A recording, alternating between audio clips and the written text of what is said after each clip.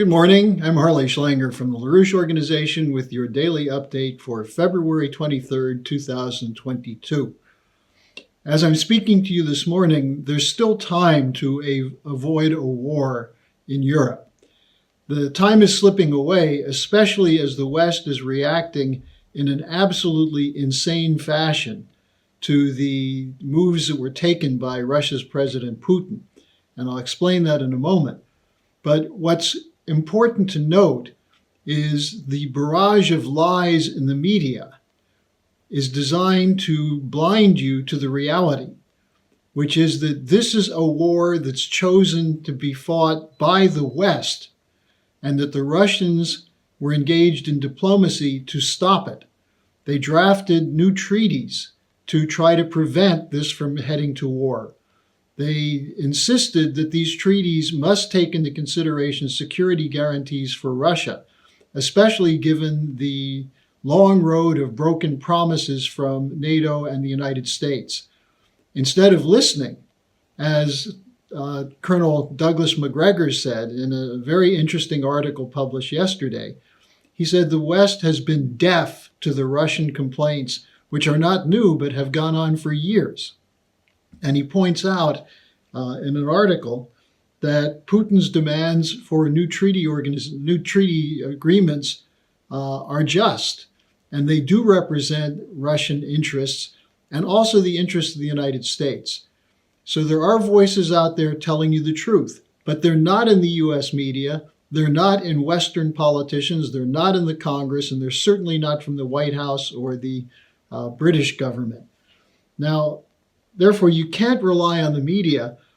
I'm going to make a couple suggestions where you can find something to look at where you can make your own decisions.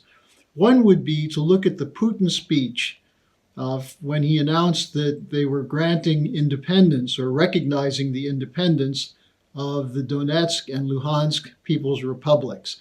That's available from the Kremlin website. There, you can find it online, but it's a very compelling and clear argument so that you would know what it is that Putin is saying is the cause for this move to grant recognition to these republics, and makes very clear how this has been Russia's intent to avoid war, but the West keeps pushing it.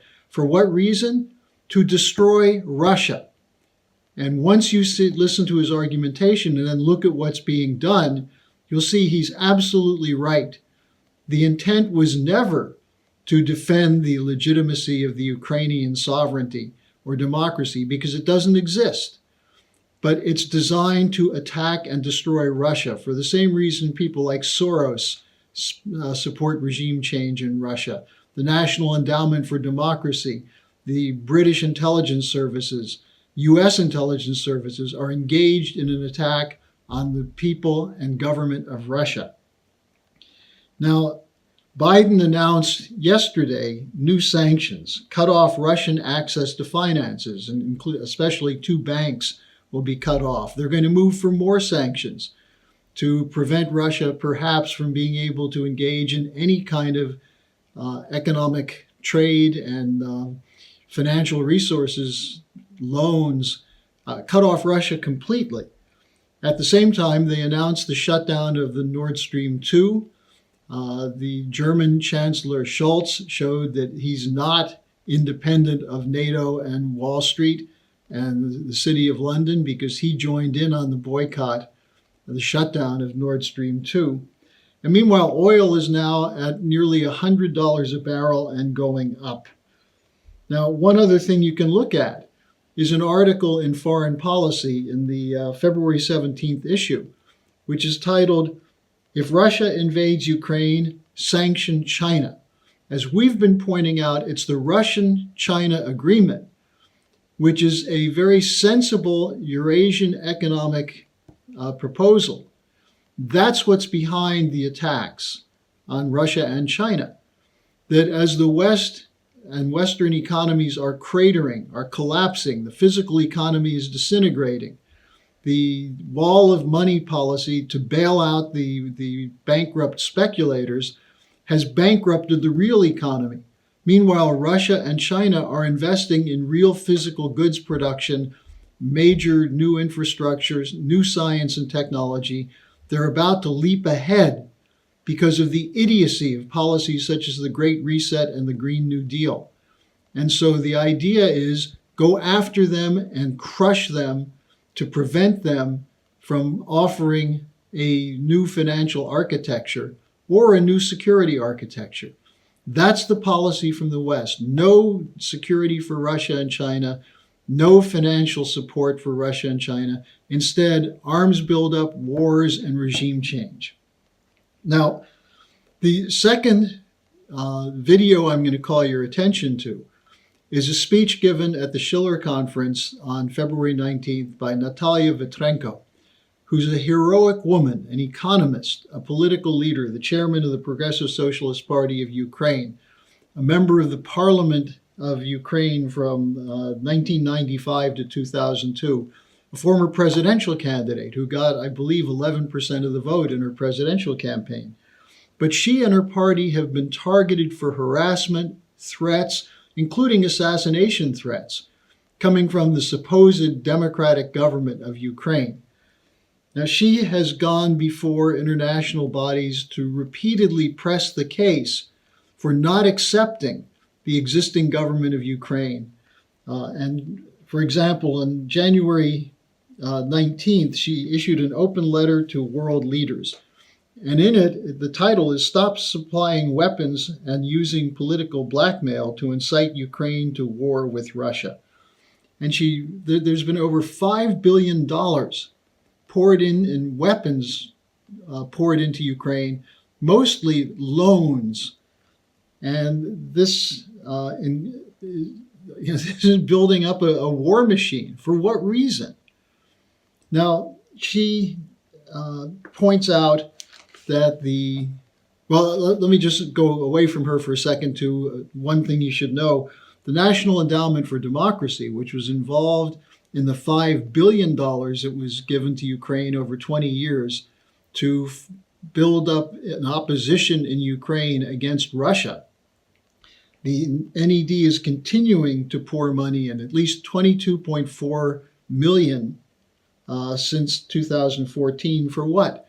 To promote privatization and shock therapy, which is why Ukraine is a bankrupt country today. The same reason that Russia went through a demographic and economic collapse in the 1990s is now being done to Ukraine. So Ukraine has $4 to $5 billion in debt coming due and no money to pay it.